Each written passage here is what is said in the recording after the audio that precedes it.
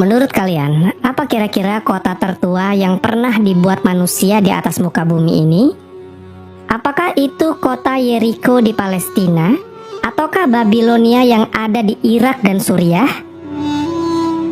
Disclaimer sebentar, kota Yeriko ini dibangun sejak tahun 9000-an sebelum Masehi.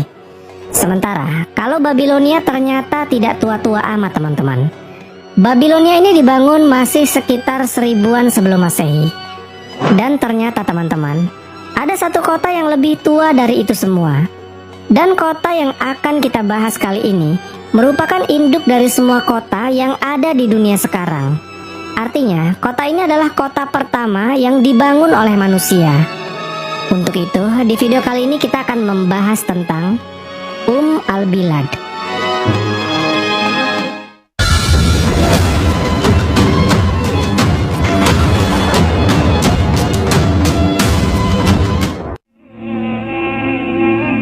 Assalamualaikum warahmatullahi wabarakatuh.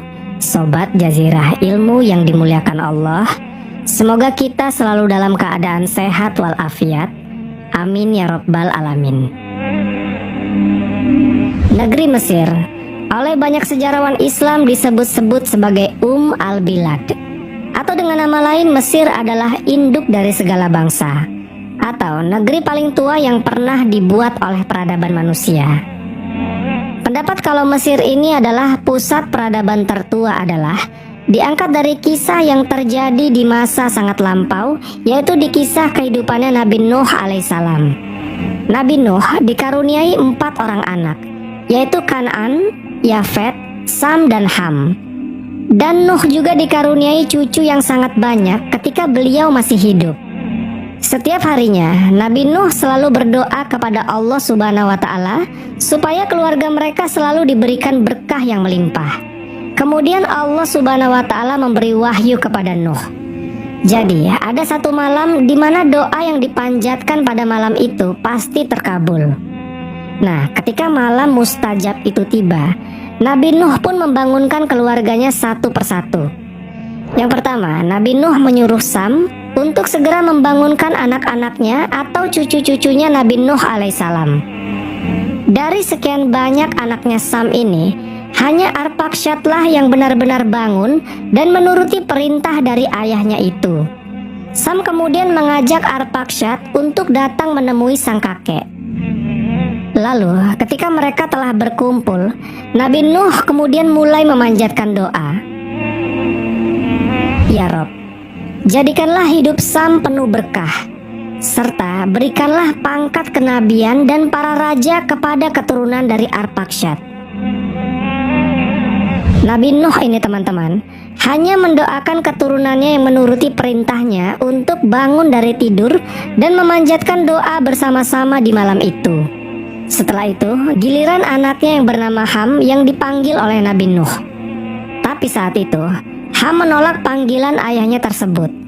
Dan sayangnya teman-teman, waktu itu tak ada seorang pun dari anak-anaknya Ham yang bangun dari tidurnya. Kemudian Nabi Nuh pun berdoa agar keturunan Ham nantinya menjadi pesuruh bagi keturunan dari putra sulungnya yaitu Sam. Namun sebelum Nabi Nuh selesai berdoa, ada satu orang keturunan Ham yang terbangun saat itu. Dia mendengar doa sang buyut yang dipanjatkan untuk keturunan Ham. Namanya adalah Mis bin Baisar. Ketika itu anak ini tergugah hatinya untuk menghampiri sang buyut yaitu Nabi Nuh alaihissalam untuk meminta doa kepadanya. Mis bin Baisar berkata, "Wahai buyutku, sungguh aku memenuhi seruanmu, meskipun ayahku, kakekku, dan seluruh keluargaku enggan untuk memenuhi seruanmu. Aku mohon pintakan keberkahan untukku." Mendengar ada cicitnya yang datang ini, hati Nabi Nuh pun menjadi senang. Nuh membelai lembut kepala Mis. Kemudian Nuh berdoa, "Ya Rob, Mis telah memenuhi seruanku, maka berkahilah keturunannya. Tempatkanlah dia dan keturunannya di belahan bumi yang diberkahi, di belahan bumi yang nantinya menjadi al-Bilad yang merupakan induk dari segala bangsa, dan menjadi tempat pertolongan bagi seluruh hambamu. Jadikanlah sungainya sebagai sebaik-baiknya sungai yang mengalir di dunia. Jadikanlah sebaik-baiknya berkah bagi keturunannya, serta tundukkanlah seluruh negeri baginya dan keturunannya. Jadikanlah seluruh bangsa merendah kepadanya dan kepada keturunannya.